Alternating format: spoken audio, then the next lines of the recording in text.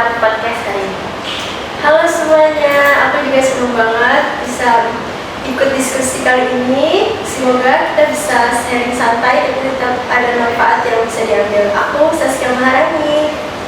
Nah, di episode kali ini kita bakal bahas sesuatu yang pastinya udah gak asing nih lagi buat anak-anak muda sekarang, yaitu tentang budaya idol. Mulai dari idol K-pop, J-pop sampai penyanyi atau grup dari berbagai negara yang punya banyak banget penggemar.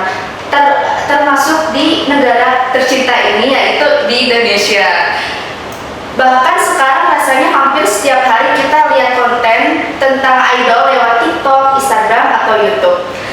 Kalau menurut kalian nih, kenapa sih idol bisa punya pengaruh besar itu ke anak muda gitu? Kalau menurutku ya, karena idol tuh nggak cuma jual musik atau penampilan aja. Banyak orang yang suka sama mereka karena melihat perjuangan mereka juga yang latihan dari pagi sampai ke malam gitu kan.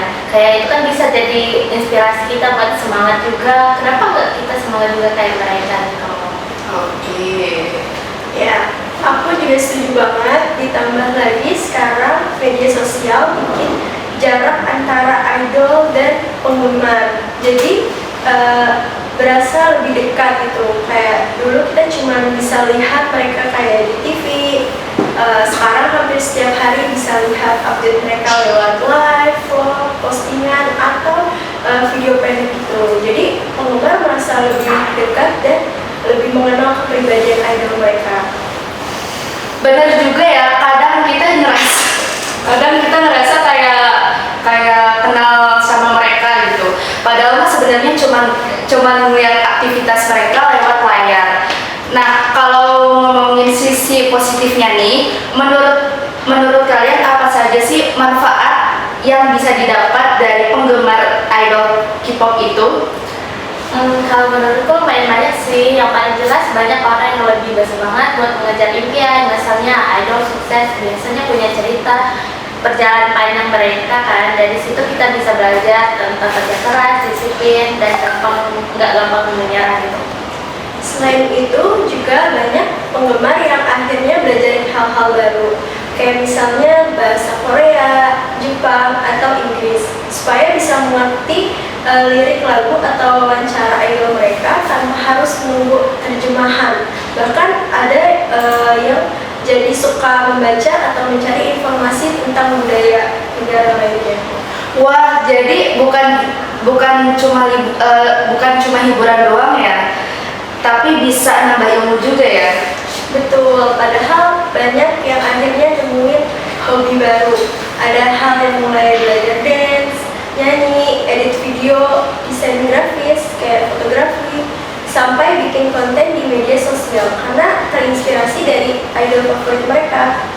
Iya, dan menurutku itu keren banget sih. Selain hobinya positif, kenapa enggak malah jadi pengalaman atau bahkan peluang kerja kita di masa depan gak sih guys? Nah, kalau misalnya dari sisi pertemanannya itu gimana sih? Menurutku jadi penggemar idol itu bisa bikin kita punya banyak teman baru kan, kayak di seluruh Indonesia atau bahkan dunia. Biasanya orang-orang yang punya idol favorit sesama gampang akrab, mereka sering ngobrol, tukar informasi, sampai ketemu pas ada acara event atau konser itu sih. Bahkan banyak fandom yang ngadain kegiatan sosial juga loh. Misalnya kayak donasi buat korban bencana, bagi-bagi makanan, atau penggalan dana untuk kegiatan kemanusiaan atas nama fandomnya. Jadi ternyata komunitas penggemar juga bisa memberi dampak positifnya.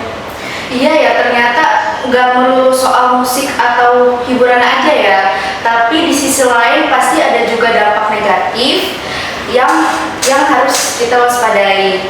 Menurut kalian apa sih yang paling sering terjadi gitu? Kalau menurutku yang paling sering itu fanatisme yang berlebihan. Misalnya kayak terlalu fokus sama idol sampai lupa belajar, lupa istirahat, atau bahkan jadi emosional kalau ada orang yang berbeda pendapat. Aku juga sering melihat sih ada yang rela menghabiskan uang dalam jumlah besar dan beli album, merchandise, atau tiket konser sampai untuk memaksa diri sendiri padahal kondisi keuangannya belum stabil guys. Nah, berarti jadi penggemar idol itu identiknya itu harus banget keluarin uang dong. Nggak juga, menurutku sih pilihan masing-masing. Kayak kita tetap bisa menikmati musik, nonton video mereka, atau mendukung karya mereka tanpa harus memaksa membeli semua barang, yang penting sesuai kemampuan. Selain soal uang, sekarang juga ada sering pembahasan sosial media yang bikin orang suka membandingkan dirinya dengan idol. Menurut kalian gimana nih?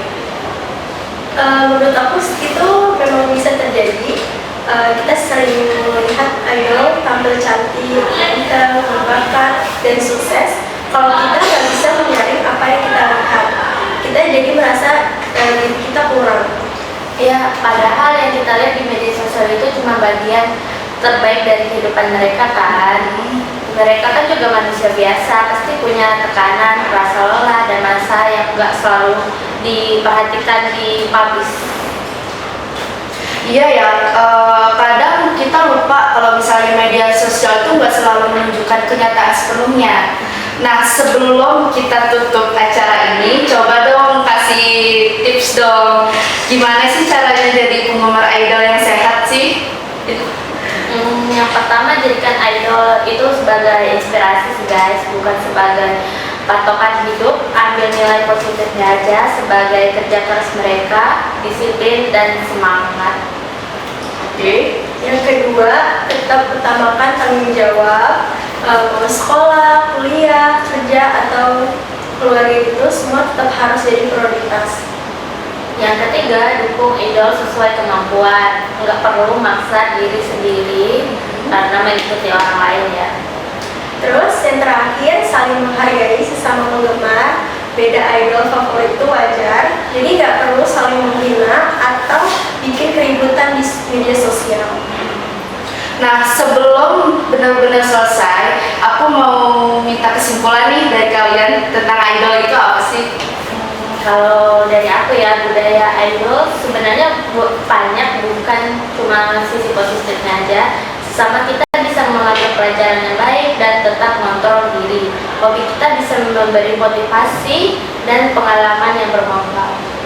Kalau menurutku jadi penggemar itu boleh banget, bahkan menyenangkan. Tapi semua harus tetap seimbang. Jangan sampai karena terlalu fokus sama idol, kita malah lupa sama kehidupan kita sendiri. Setuju banget nih. Jadi dari obrolan kita hari ini bisa disimpulkan kalau budaya idol memang membawa banyak manfaat, mulai dari hiburan, inspirasi, sampai kesempatan belajar hal-hal baru. Tapi di sisi lainnya juga nih, kita juga harus bisa pintar mengatur waktu, emosi, dan keuangan supaya semuanya tetap seimbang. Semoga setelah dengerin obrolan kita hari ini, teman-teman bisa menikmati dunia idol dengan lebih sehat dan lebih bijak. Ambil hal-hal baiknya, jadikan sebagai motivasi, tapi tetap jangan lupa untuk berkembang menjadi versi terbaik dari diri sendiri. Terima kasih banyak buat teman-teman yang udah menemani kita di Idol Talk episode kali ini. Aku Anda Zahra, Aku Cahaya Fitri.